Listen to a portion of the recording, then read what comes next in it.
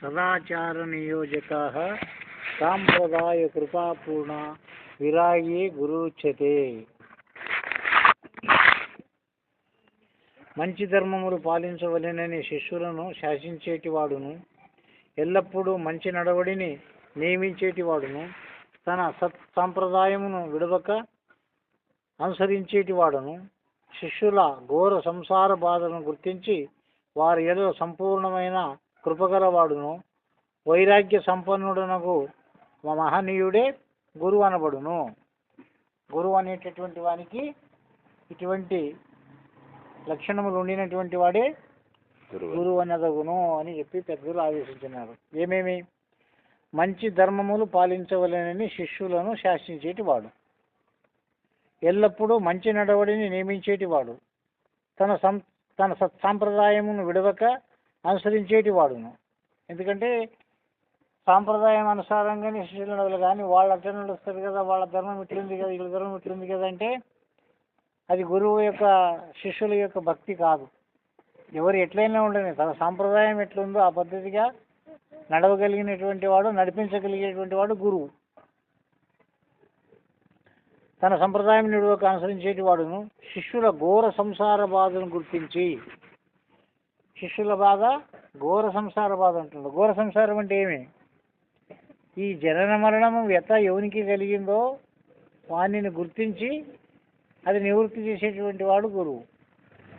సంసారం లేదు, నాకు కారం ఉప్పుకు లేదు, నాకు పిల్లలు లేదు, నాకు దరిద్రం పోదు, నాకు బోరు పడదు, నాకు ఇటువంటివన్నీ ఘోర సంసార బాధలు కాదు. ఘోర సంసార బాధ అంటే జనన మరణం అనేటువంటి బాధనే. అందుకరికి మహాత్ములు ఏదానికి ఎదపడతారయ్యా అంటే మళ్ళీ పుట్టేదానికి ఎదపడతారు, కానీ సత్యదానికి ఎదపడదు.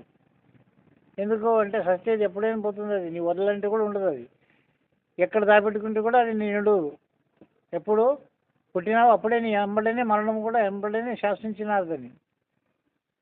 సృష్టి తదనంతరం దానికి మరణం అనేటువంటిది ఏ వస్తువు నిలబడదు. నీవే కాదు, నీకు ఆధారమైనటువంటి సృష్టిలో ఉండేటటువంటి నవగ్రహాలు కానీ, అష్టదిక్పాలకులు కానీ, పంచభూతములు కానీ, ఇవన్నీ కూడా ఒకప్పుడు ప్రళయమైపోతాయి, నశించిపోతాయి, కానీ శాశ్వతంగా ఉండవు. కాబట్టి దీన్ని అదృశ్యం తన్నశ్యం అన్నారు. ఏది పుట్టిందో అది చస్తుంది.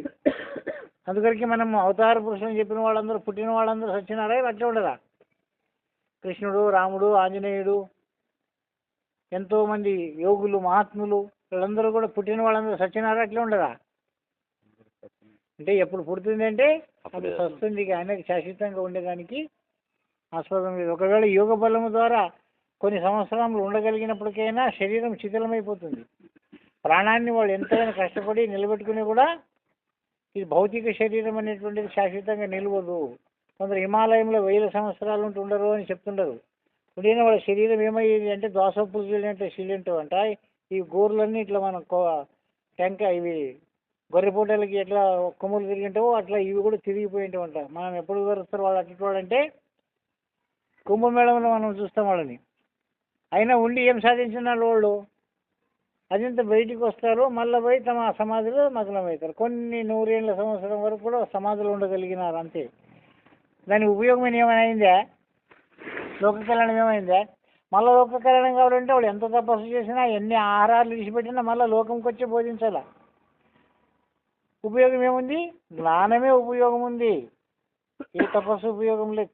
తపస్సు చేసేది ఎందుకంటే ఆ జ్ఞానం పొందేదానికేనయ్యా అన్నారు. యోగం చేసేది ఎందుకంటే ఆ జ్ఞానం పొందేదానికేనయ్యా అన్నారు. మరి బతికేది ఎందుకంటే ఆ జ్ఞానం పొందేదాని కొరకే. అందుకే నీ జీవిత అవధిలో నా జ్ఞానాన్ని పొందు అనేటువంటి ఉద్దేశమే గురువులేదు.